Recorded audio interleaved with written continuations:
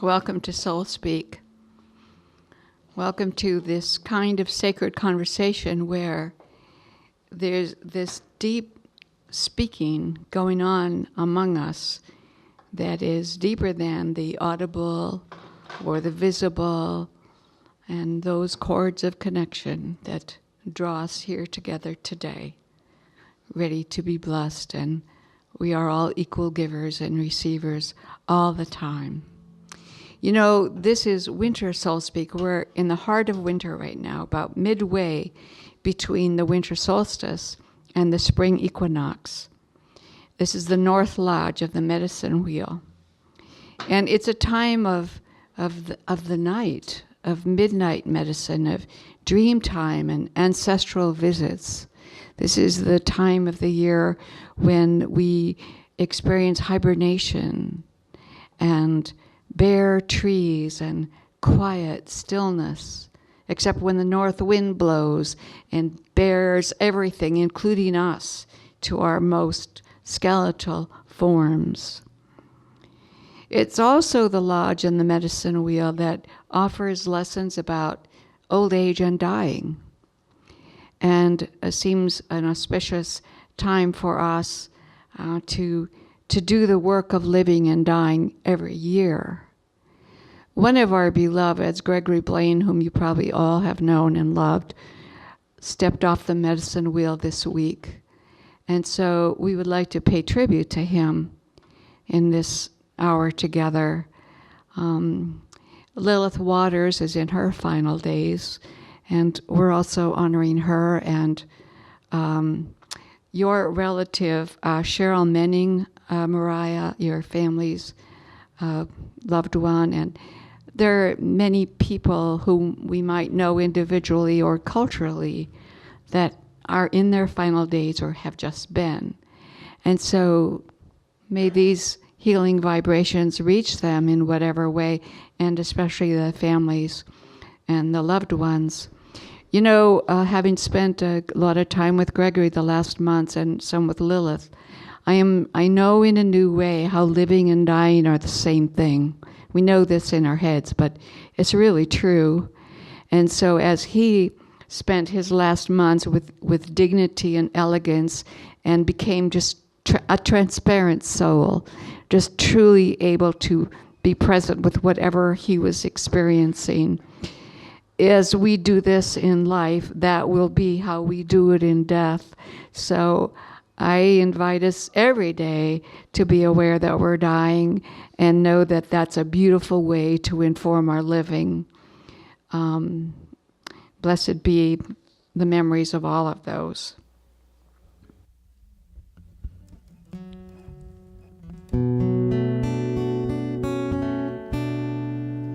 I will trade these chains for wings. Across these hills I'll fly. I will trade these chains for wings. Across these hills I'll fly. Orion reaches out his arms to me.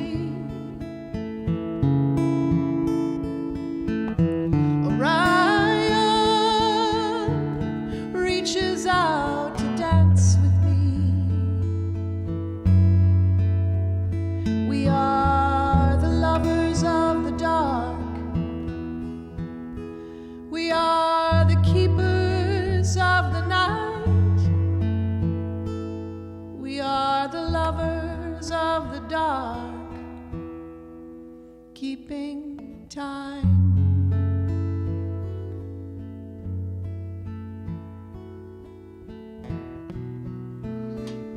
Ancient solstice. Dusk settles. Campfires dwindle. Cold winds come. Sun is forgotten. Ancestral tribes draw furs close.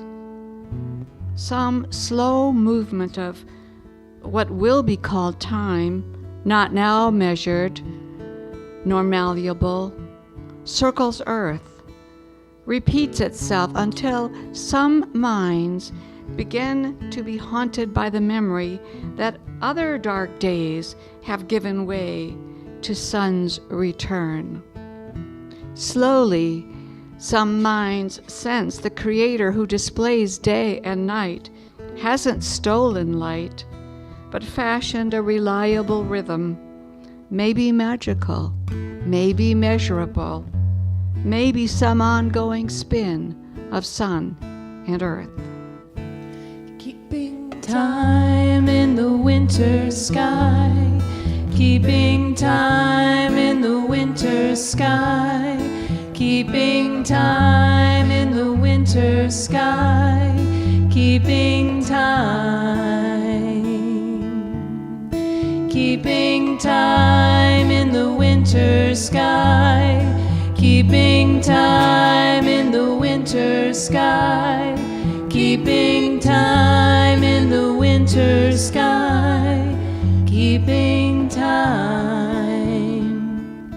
Orion and I.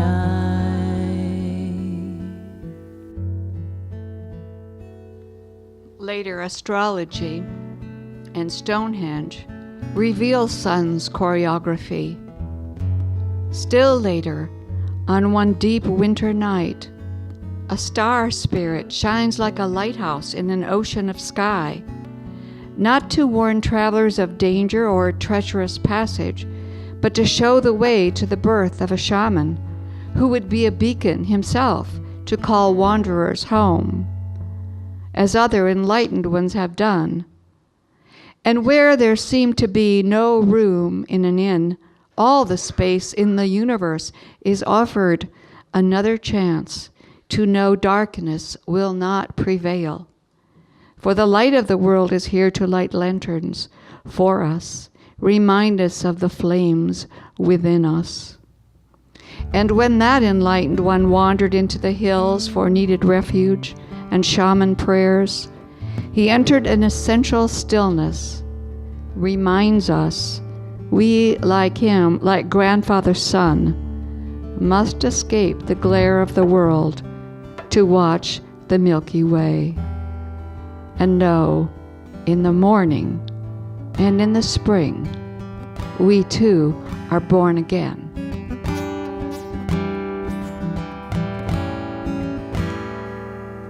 Out of the dark, the dancers come, each one alone, we dance as one. Through all the changes, still we come, dance into the morning. Out of the dark, the dancers come, each one alone, we dance as one. Through all the changes, still we come, dance into the morning, dance into the morning, dance into the morning.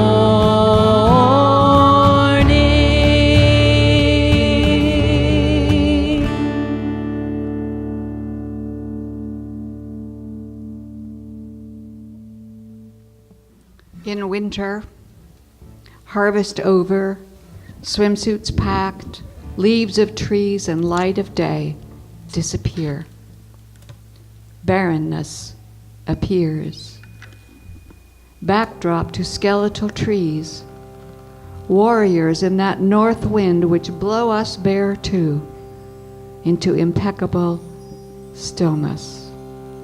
Cold air opens our lungs, sends us inside, way inside, where we rest, shed our active pace, enter hibernation at our hearths. In our hearts, the inner light blazes while grandfather's sun vacations. A bowl of stars takes up residence overhead, inspires dream time, journeys to the invisible, visitations and inspirations that can only come under an indigo sky. We will be called to winter's work again, when illness or old age diminish the juicy pace of our prime. Energy wanes, body changes, an apparent dying as corporal forms finish. Informed by the bare trees and the good medicine of all our winters, when we honor the inner hearth of ourselves and we also become skeletal, we then transform to pure radiance, like hoarfrost on trees, diamonds on snow, souls on fire.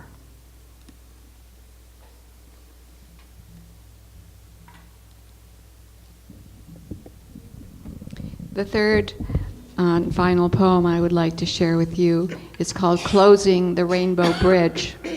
Closing the Rainbow Bridge is in honor of Mila, my beloved feline familiar who passed on 2 years ago. And as you all know, when an animal companion passes on, there is a very difficult passage for the person. But 4 days later, she appeared and leaped into my heart, and I wrote Closing the Rainbow Bridge. So first, opening the heart chakra sutra.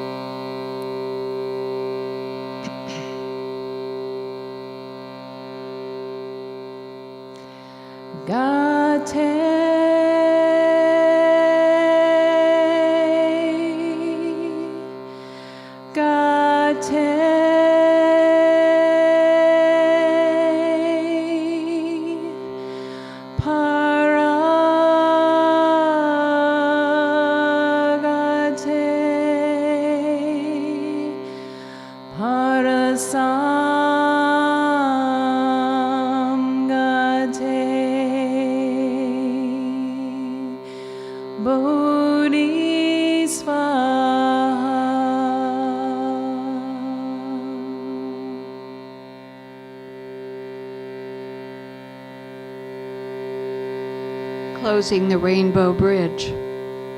A side view shows the well-known Rainbow Bridge, shortened from each end. Shorter, smaller, shorter, smaller, until it is one thin pillar, then nothing.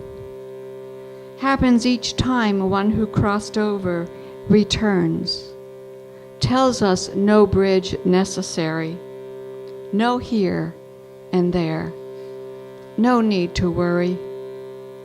Our act of love to let them go when we don't know how or when our sadness will ease, not know their necessary passage away, loops back when they are ready. They glide back here, close the bridge, make a mighty leap into our hearts to stay and be born again each time we are. God take,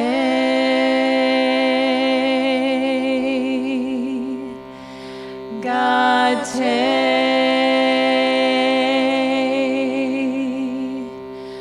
part of God take, part of some God take, Bodhisvaha.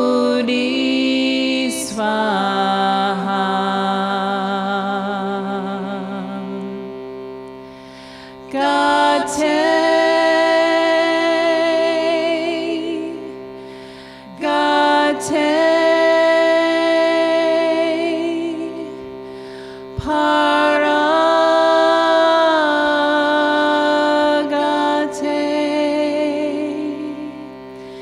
part of some God take, Bodhisvaha.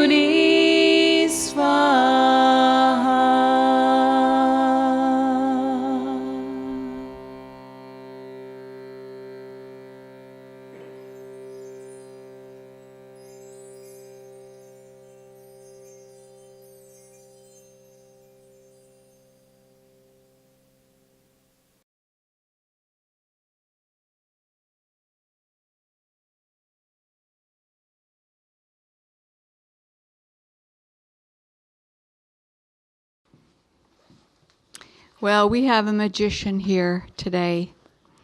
Onikas Gaddis is a magician, a creator with the tools of word and paint. And we welcome him to bravely and vulnerably share his story, his life story, through the arts.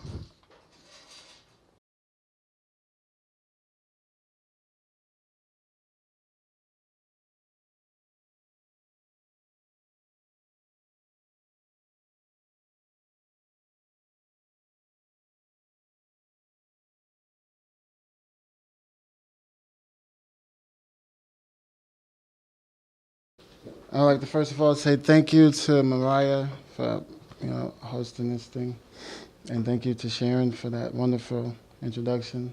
And the music was really, really beautiful. So, thank you. Yeah, it really was. This is my autobiography that I published last year, titled "Who Am I?" And I'm just going to read a little bit from it, and then at the end, I'll open up for like a Q&A about this painting. So. Sure. Thank you.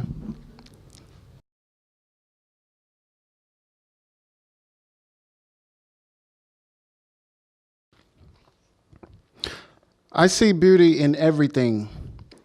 Every person that I see radiates beauty to me.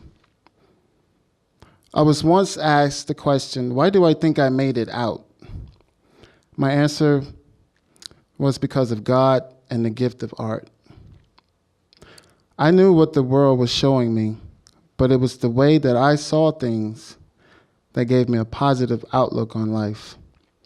I was confused for a long time because I didn't realize that I was an artist. Sarah Carlisle Towery was the person that told me. My fellow artists at the Alabama Art Colony taught me to embrace being an artist. They also taught me to enjoy the process of creating art and not thinking of a finished piece. It was the experience of living life that developed the person and the artist that I am today. There is something that happened in my childhood that I remember vividly. I was made to sit and watch a picture of a cowboy and an Indian being drawn in front of me. I don't remember who it was that drew this picture or why they chose me to do it for. I was maybe between the ages of 4 and 6. Whoever it was, I would like to say thank you. That was when I decided that this is what I want to do with my life. Ever since then, all I've ever wanted to be is an artist. So after being taken from my biological mom, her name was Maddie Pearl, and I'm not sure if my dad was there or not, we were placed into what I now refer to as a nightmare in the foster home. When my 2 brothers and sisters sit around now laughing about this time in our lives, we call it going up to Lucy's. Louise Leonard was our first foster mom, and she had her kids in the house as well, a son, Eugene, and 2 daughters, Luann and Linda Kay. Now you have to imagine all of us 7 children and 4 adults in a house that was so small that when I visited them when I was an adult, my head hit the ceiling. I was about 6 feet tall and I had to duck when I went through the front door. I remember living in their house and having to sleep on the plastic because when it rained, the roof would leak, and they set pots out all over the house to catch the water. In this home, we were beaten on a daily basis. We received whippings, it seems, simply for breathing. Whatever was in their reach was what they used to beat us with: extension cords, shoes, purses, belts, and walking canes. One night, my little brother Philip and I were in the bed kidding around after bedtime. Bedtime for us was 5 p.m. every night. Louise Leonard's husband, Eddie D., had yelled in the room for us to go to sleep. Years before, Eddie D. had suffered a stroke, and he was hard to understand because he was barely able to talk. His right side was paralyzed, so he had a walking cane that he used with his left hand. So he got fed up with my brother and me, walks into the room, stands over our bed, and swings his cane as hard as he could with his left hand towards our bodies. I still remember his laugh as he walked out of the room, confident in the fact that he had shut us up for the night. My brother waited a few minutes to make sure that Eddie D. was back in his chair and whispered, "Steve, Steve." That's my first name. "Are you all right?" I spoke to him as quietly as I could. "I'm okay, Phil. He missed." Well, these are the kinds of stories that my brother and sister laugh about now, even though at the time these situations were not funny at all. We were made to take baths in the same bath water and eat the scraps of food thrown out for the dogs. They fed us, but what they fed us was disgusting. Cold rutabagas, old bread, water.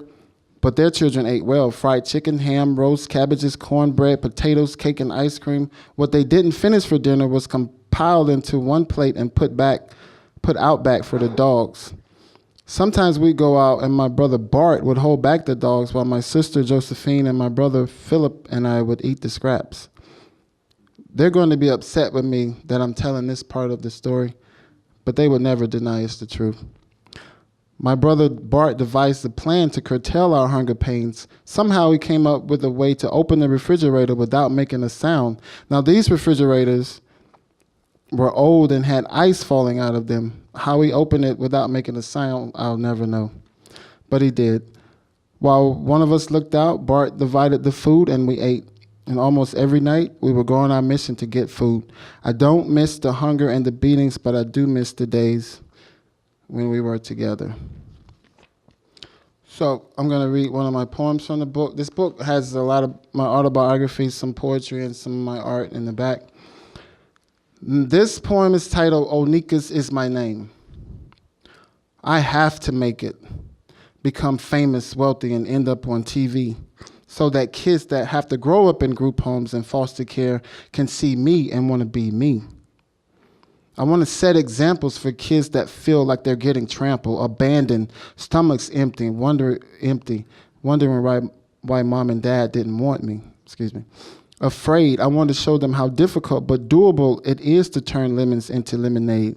I was in the same boat that you're in, the same waters, and these waters are rough, which means we have to paddle harder. You may run into others that are more fortunate than you, but you never really know what someone else is going through. Take the cards that you were dealt and make the best hand that you can and understand no matter how it looks, God always has a plan. Try not to get upset. If it gets hot in the kitchen, stand there and sweat. It'll only last for a sec. Listen, trouble don't last always. Try and stand the rain. Do something. Read, write, paint to get rid of all that pain. I grew up the same way that you did, and now Onikas is my name. Thank you. Thank you. So, any questions? Well, this painting, I'll tell you the title of this painting first. It's titled, "She's My Pot of Gold." And I'll let you guys take it from there. I don't know how much time I have. Sheila? Okay. Yes, ma'am. Thank you. I really appreciate it. Absolutely. Guys, thank you so much for this. Oh, cool. Sorry. I see a lot. I see people. I see images of people. And I see feminine images. And I see images that could be either male or female. I see some anger. And I see peace. And I see love. That's beautiful. Anybody else? Getting it all out. I see you getting it all out, not holding it in anymore. Thank you. Thank you for sharing your journey, for your life. Thank you. Looks like a little sanctuary up in the right-hand corner, and then just slightly below it, like a man kind of bending over. I'm thinking you on a path to your sanctuary within, maybe, I don't know. Pot of gold, that she is a pot of gold? Mm-hmm.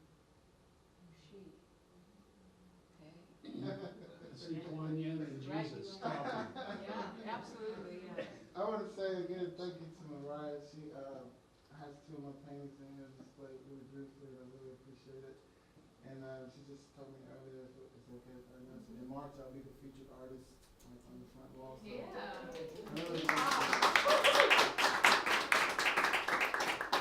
and I learned years ago not to talk about my art anymore because it's more enjoyable when like you just had your exploration, and I really appreciate it. Thank you.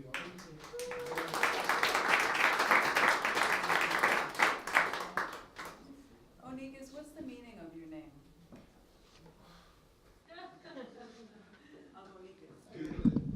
It means in the Greek the only one, and so and there's chapter 8 in my book. There's a good salesman there. How lucky we are to get this nice beginning. And then I look forward to more chapters from him. Thank you. Now we have an offering of music from D.G. Chandler and Joe Woodson. And they will invite us to sing along. The last time these two guys played these two songs together was at the benefit we had here for Gregory Blaine. And Gregory came in, just about in time for that and sat right there. And in his exhaustion and pain that day, it was miraculous to find him here. And when these two started playing music, I was sitting next to him, his foot started tapping. And then he started singing. And then he threw his head back in that beautiful dreadlock mane of his and radiated something that we just beheld. And when they were finished, he said, "More, play more."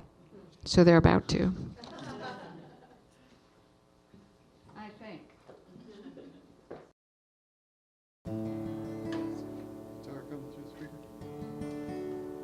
I reckon. Yeah. Check 1, check 2, there we go.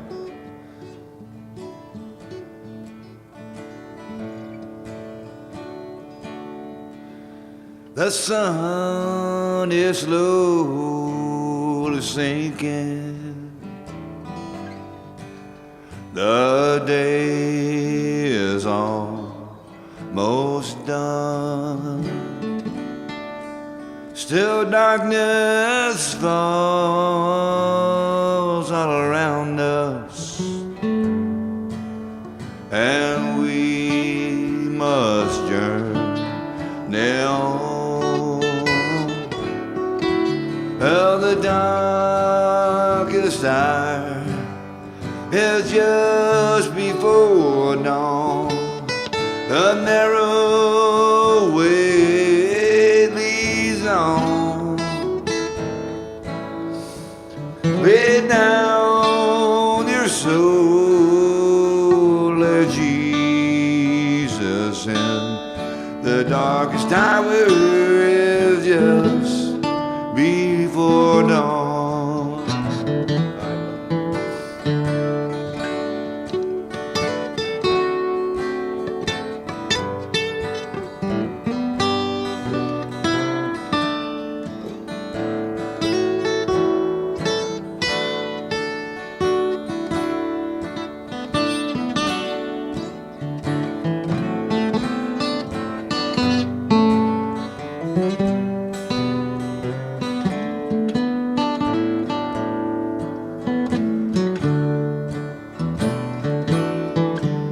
Like a shepherd out on a mountain,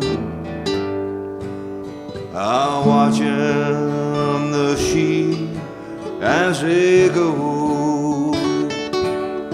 Well, he is coming down to claim us, and we must journey on. Well, the darkest hour is just before dawn.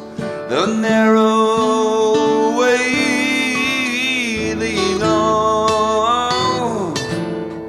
Lay down your soul, let Jesus in. The darkest hour is just before dawn. darkest hour is just before dawn.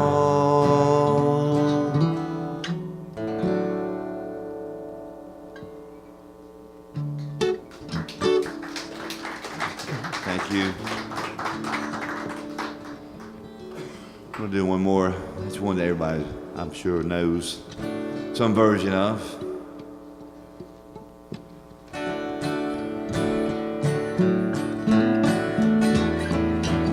Some bright morning, when this life is over, I'll fly away to our home on God's celestial shore. I'll fly away. I'll fly away, oh glory. I'll fly away in the morning when I die. Hallelujah, by and by. I'll fly away when the shadow of this life is gone. I'll fly away like a bird from these prison walls. I'll fly. I'll fly away. I'll fly away, oh glory. I'll fly away in the morning when I die. Hallelujah, by and by. I'll fly away. All right, buddy.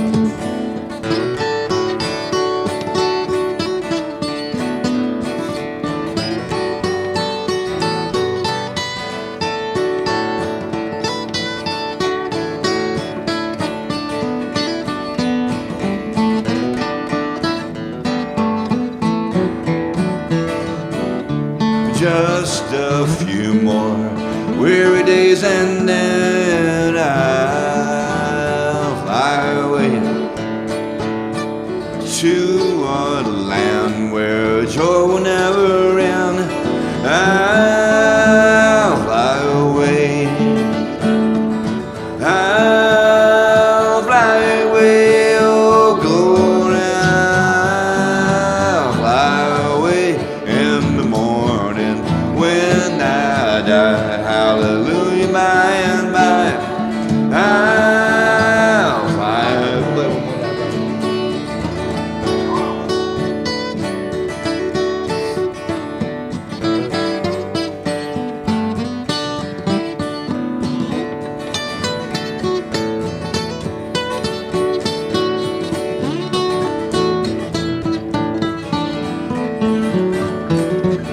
I'll fly away, oh glory.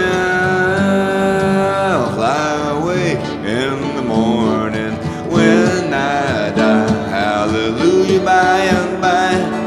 I'll fly away. Enjoyed it. Thank you for having us. Appreciate it. Thank you for sharing, everybody. Thank you, Don.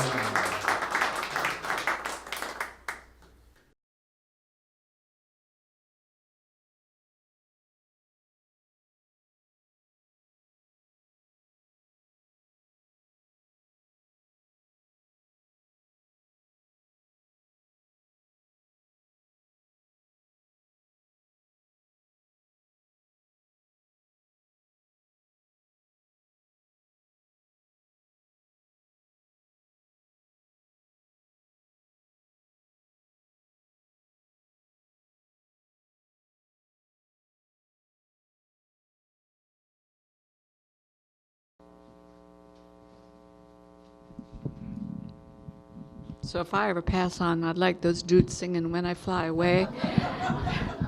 And then I'd like Onikas to read some poetry, and then I'd like the shooty box, and I'd like the guitar. Yeah. Whew. Marianne Bombard is a great gift to us. She has written a little book called Because of You I Am, in which she very bravely and vulnerably shares a spiritual passage regarding the loss of her animal companion. She is also a shamanic practitioner who works a lot with vibrational healing. So she's here to share the good medicine of sound with us.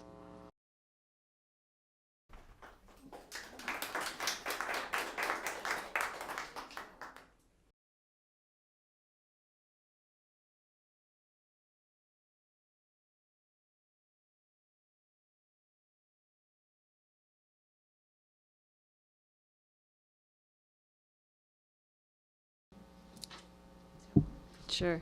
Just raise this up a little bit. Cool. What an awesome evening for sound healing. It's like such a bath. So I was going to do a little presentation on sound healing a few months ago at Sharon's First Soul Speak. And on that day, I had to say goodbye to an animal companion and bury him, so I wasn't able to come.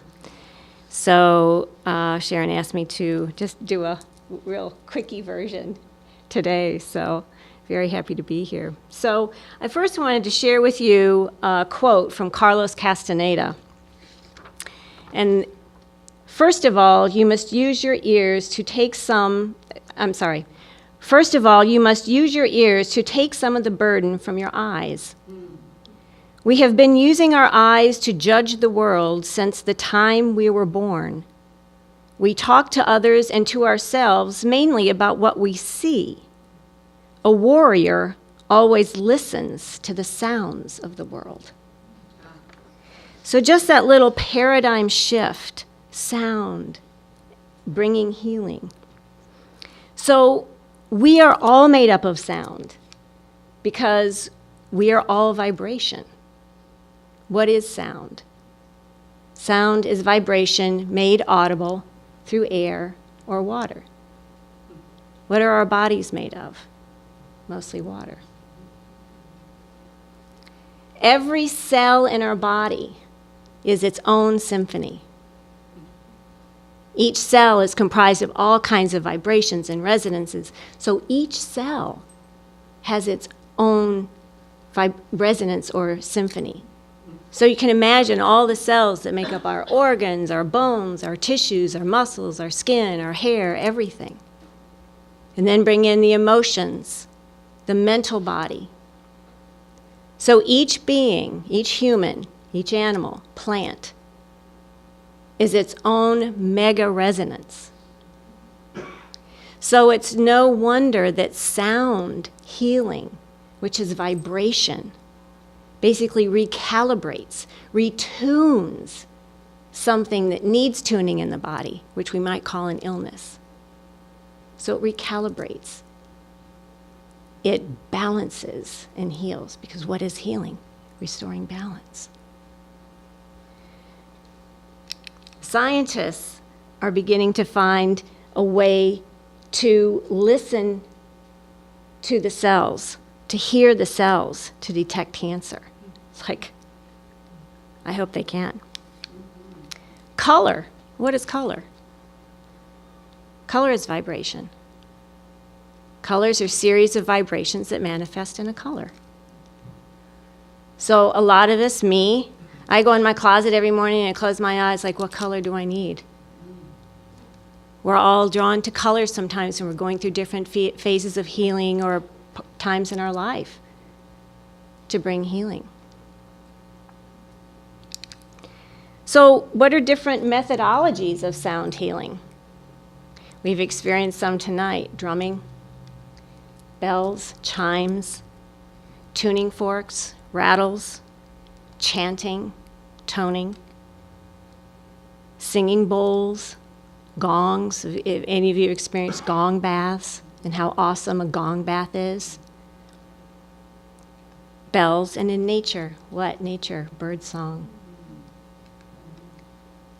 Cat purring on you, how healing that is. All forms of music we've just experienced tonight. My personal favorite, whale song. So I'm going to do a little drumming because the one thing I chose is my personal sound healing or vibrational healing is drumming. So we will do some of that.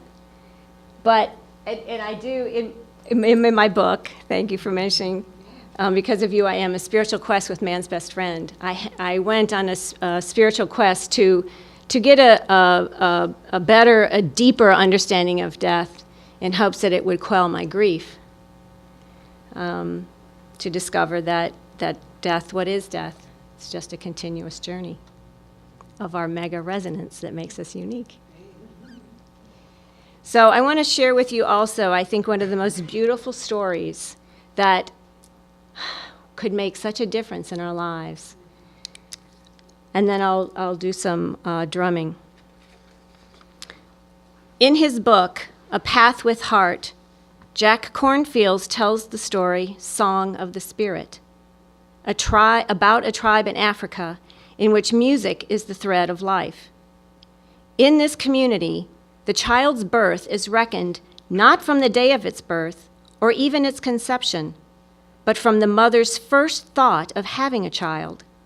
After deciding to have a child with a particular man, the woman will go off to sit by herself under a tree. She sits there and listens until she can hear her child's song.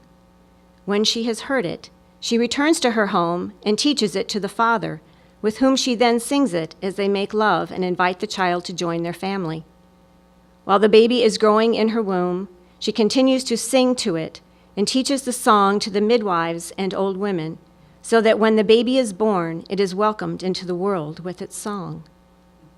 As the child grows up, the villagers all learn the song and sing to the child whenever he or she is injured.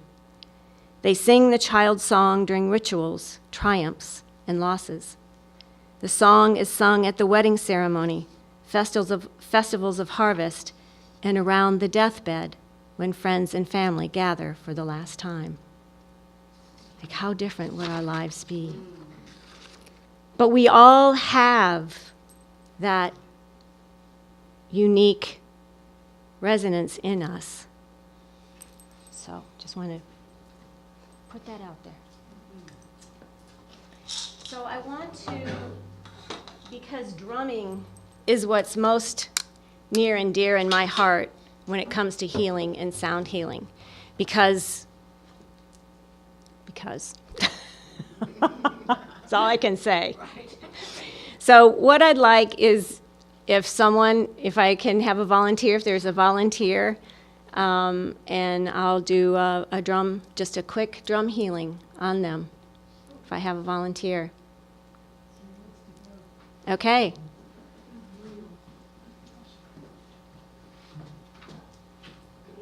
Can you sit? Do you mind sitting here? Sit here so I can have a little room to get around you. So what I'm going to do is just drum around you, and it might get a little loud because the drum's kind of in control. I'm not really in control of it. So, okay? You good with that? And just hold in your heart. We don't need to know what you want healing with. So just hold that intention. Okay?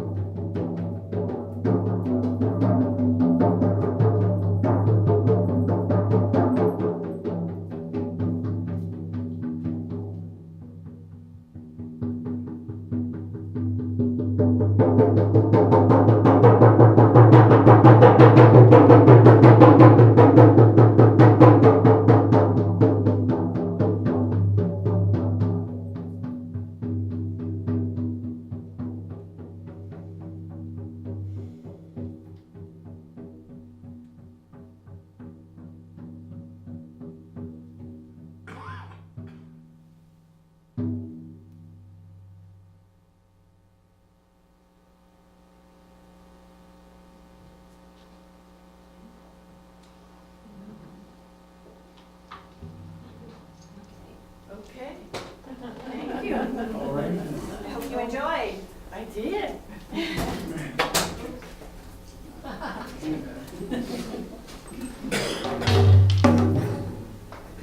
Would you care to share anything that you felt, or?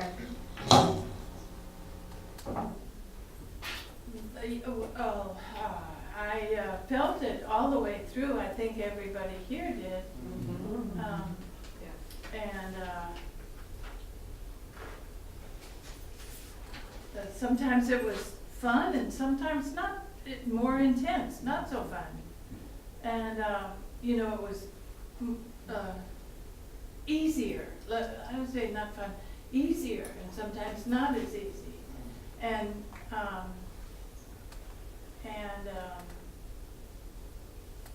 I just kept an affirmation going, and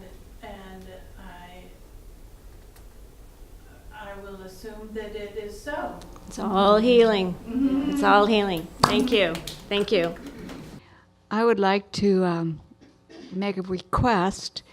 If you are interested in Soul Speak continuing, would you be sure to put your email address on the paper that's floating around, and let us know. There are some of us who would really love to offer this kind of experience maybe every season, but we need to know that there are enough people who would welcome that and very much who would like to take part. We would invite any of you to let Sheila or I know that you would like to be a participant, because that's the magic, is us bringing ourselves to each other.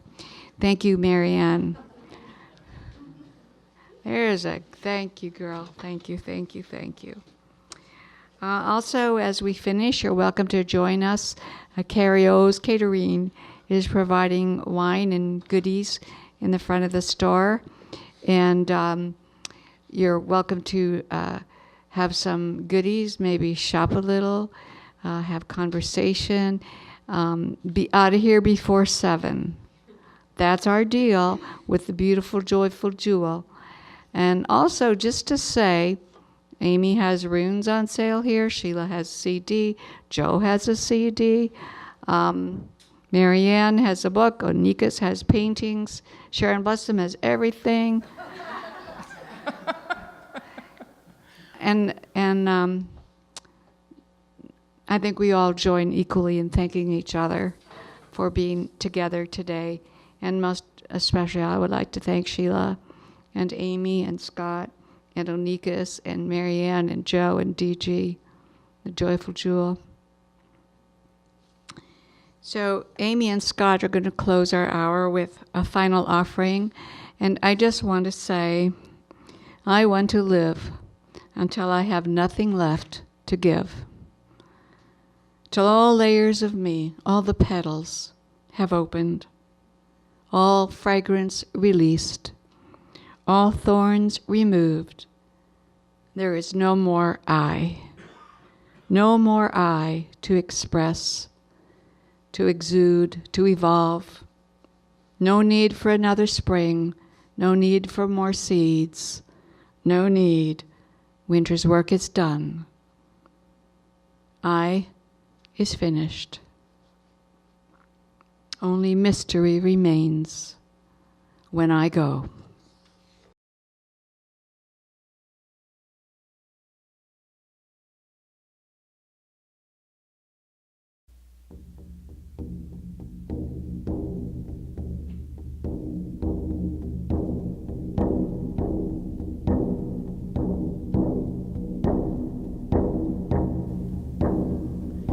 Come, lonely hunter, chieftain and king, I will fly with the eagle when I go. Bear me, my brother, under your wing, I will strike, fell like lightning when I go. I will climb the rise at daybreak, I will kiss the sky at noon, raise my yearning voice at midnight to my mother in the moon. I will make the lay of long defeat and draw the chorus slow. I'll send this message down the wire and hope that someone wise is listening when I go. Oh, oh, oh. Spring spirit dancer, nimble and thin, I will leap like coyote when I go. Tireless entrancer, lend me your skin, I will run with the red wolf when I go. And when the sun comes trumpets from his red house in the east, he will find a standing stone where long I chanted my release. He will send his morning messenger to strike the hammer blow. And I will crumble down uncountable in showers of crimson rubies when I go. Oh, oh, oh. Sigh, mournful sister, whisper and turn. I will rattle like dry leaves when I go. Stand in the mist where my fire used to burn. I will camp on the night breeze when I go. And should you glimpse my wandering form out on the borderline between death and resurrection and the council of the pines, do not worry for my comfort, do not sorrow for me so. All your diamond tears will rise up and adorn the sky beside me when I go. Oh, oh, oh. Do not worry for my comfort, do not sorrow for me so. All your diamond tears will rise up and adorn the sky beside me when I go. Oh.